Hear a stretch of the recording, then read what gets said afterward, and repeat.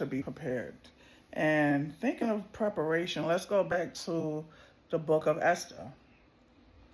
And I love the book of Esther because Esther is one of my favorite books. To make a long story short, she was an orphan. Her uncle raised her. Um, and he did a really good job. They was around looking for a wife for the king because, back then kings had a lot of wives, concubines, women on the side, And they took Esther because Esther was beautiful. But unbeknownst to royalty, Esther was Jewish, and her uncle told her to keep her Jewish faith to herself.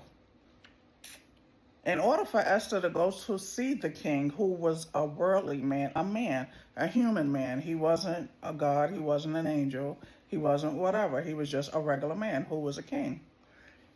3 years, 3 years it took for her to be prepared to see the king, and her walk and her talk and her dress and her mannerisms, the way they bathed her.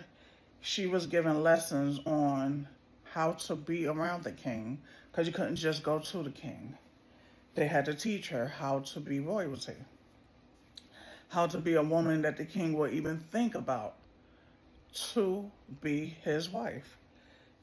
3 whole years it took Esther to be in the castle, to be taught these lessons from history, everything you could think of, so she would be able to have decent conversations with the king, because the king is a worldly man. He wanted to talk about a lot of different things. So it took 3 years for this regular woman to be seated in front of the king.